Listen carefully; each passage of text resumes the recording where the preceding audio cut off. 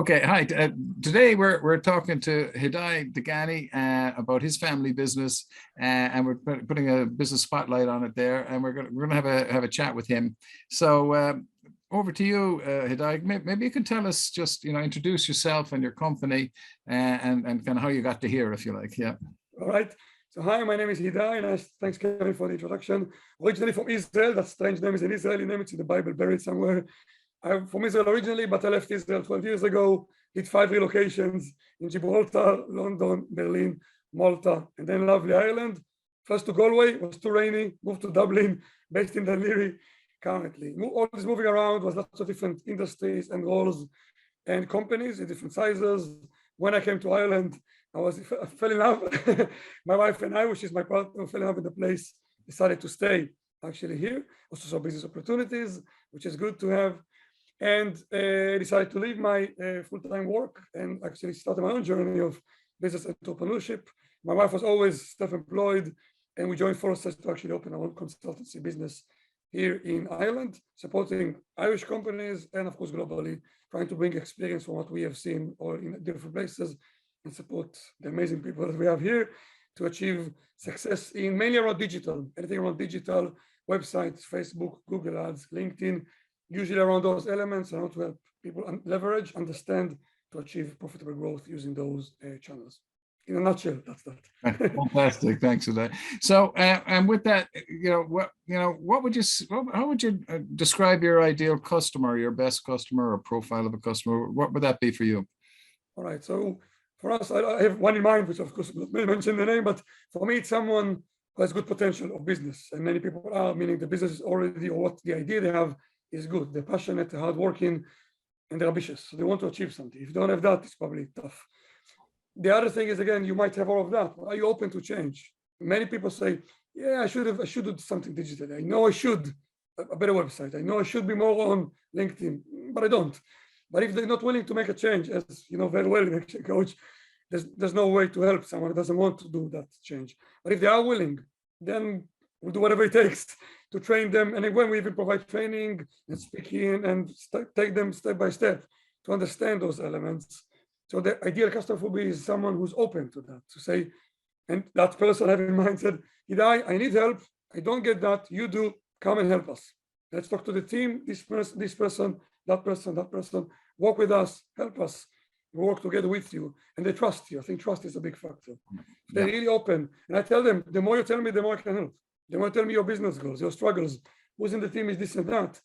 What would you struggle with? I can come in and try to help you in that sense. So for me, it's about trust, openness, listening, still take responsibility. I always tell them, it's your business. I'm only an advisor, consultant, mentor, whatever you want to call it. It's your business. But if you work closely together, I think then sky's the limit, and that's where magic happens in that sense. Fantastic. That's great. And so, are there, were there any business changes that you considered, that COVID-19 made necessary for you, and were there any changes you made from before COVID, sort of thing? So I think luckily we were a digital consultancy, so we always did Zoom calls before it was cool, as I like to say. We always been digital, and we use those tools all the time. So in a way, the clients changed their perception, because some people, we told them, Zoom video call, come to the office, there's no other option. And that changed dramatically, of course, because of COVID. So in a way, clients adapted to us. One thing that we didn't foresee is where we did speaking and training. We always thought face-to-face. You go, you travel to London or whatever you needed, or in Ireland, and you speak. Zoom came there and changed the game dramatically. You can talk to anyone all over the world, and you just open Zoom, close Zoom, and you're done. You don't need to travel, you don't need to park. It's much easier, actually. Also, the cost and effectiveness are better. That's something we had to adapt to, and we actually enjoyed quite a lot. Many people like Zoom. They don't need to, again, hassles of traveling. They might not be able to actually do that if it's not on Zoom. That's something which we learn to adapt and actually master in a way, learn how to do Zoom in an engaging way and get people to really understand that. And it's actually happy it happened in that sense. Yeah. Fantastic. Yeah. So again, just leading on from that, I mean, what will the changes that you made during COVID, that you've taken for the pandemic, will some of that remain or be part of your business, or how do you see that going forward? Yeah. So again, I thought about the same thing. This will actually remain. COVID is now kind of slightly over. I mean, you can meet people, events are coming back. And while I do join conferences and talk about speaking in those places, many things will remain on Zoom. Many people see the benefit of that, especially again, if you work globally or even across the island, driving 3 hours to call from Dublin. Do you really need to do that? It's always a question now. And the price might be different or the value will be different. And many also enjoy the recording, like you record me now. You don't really record yourself as you go. It's going to be a whole mess of getting a crew. So there's a lot of benefits and those remain. So I think there's options now. People say, you want me to come there? Great. That's what it means. You want me to do it on Zoom? That's what it means. And I like options. They're always good and people pick depending on what situation is like. So that's what I mean. Yeah. And the other thing I heard from another client, of course, which is obvious when you're told, all the talk about sustainability. Well, if you're cutting down on travel and blowing carbon dioxide into the air and God knows what else, that this is more sustainable. Actually, one of my clients is talking about they have an ISO for sustainability. And this is part of it, that are you jumping out into a car every time a client calls, or do you say, well, no, actually we can sort this online, or we can can take over and stuff, which I thought it was obvious when I was told, but I hadn't thought. So that whole thing. So what's your biggest learning? I mean, you kind of went. Obviously, your wife Orly was in business all her life, sort of thing, but what was your biggest learning when you went into business as opposed to working for corporates and things like that? So what would you say is your biggest learning? Yeah, so for me, again, all this relocation and good stuff and good salary was nice. The thing that got me to think to make the change was I want to work with more businesses, not only one company at a time, and dedicate my whole time and energy to a group of people that I see every day. It's time for me to go on my own and explore a lot more with so many different people and learn from them and provide them something else. The biggest learning for me was one that you learn a lot more, like exponentially. I was open to a whole world, and you need to learn at least a little bit about anything. As a business owner, you need to do or know or get someone to do for you, with you, any element of business, from accounting to marketing to operations and sales. All of it needs to be done by someone, and you need to be in charge of it. So how much I exponentially learned and still learning. You told me before, everyone you talk to, you learn. I agree with that. You learn all the time. I like it. It can be tiring. Like you said, oh my God, that's it.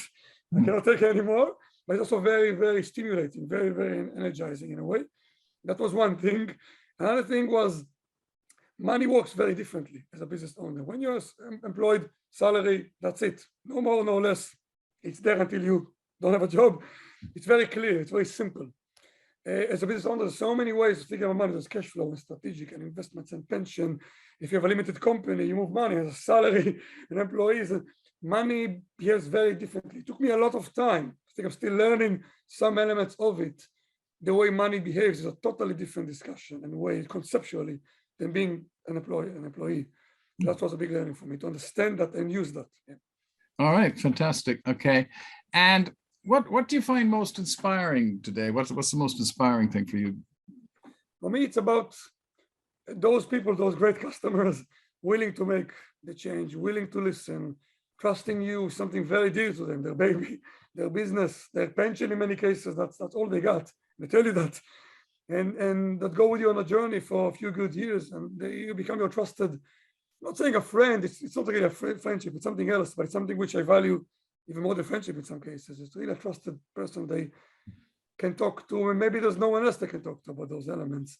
Absolutely. And then when they do that, and together you achieve success to themselves, their life, their teams, and they empower their team members to also make another step.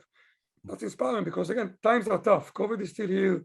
Recession, no recession, whatever you want, is not easy. Russia, Ukraine, life is not easy and probably will never be. It's never an easy time to be a business owner. But those people who succeed and through all of that, find a way, get you in, let you be part of their life. I find it very, very powerful, very inspiring. And people working together, for me, it's also a bit of good in the world, which is worth fighting for, I believe. And that's nice. And I take a lot of good points and think about that when in the tough moments when it's not easy. Those moments and those people kind of get you going day in, day out. Yeah. Fantastic, Hidai. And I suppose just wrapping up a bit, and any offers you want to include in the newsletter, or any message you want to put out in the newsletter or in our newsletter? Yeah, what I would like to offer again to anyone who wants to have a chat, an hour, completely no commitment, no strings attached, reach out to me by email or by LinkedIn, and just talk about anything at all. You can share anything in advance. We'll have a chat and honestly, respectfully tell you anything you want to look about, digital or anything else. website, LinkedIn, Facebook, Google. Someone told you to do that. Someone told you to be on TikTok. I don't know why. All this kind of stuff that you might have heard. Happy to address all of it and give you my honest opinion. And then you take it to do whatever you want with that. That's an offer I'm happy to extend to anyone in that forum. Yeah.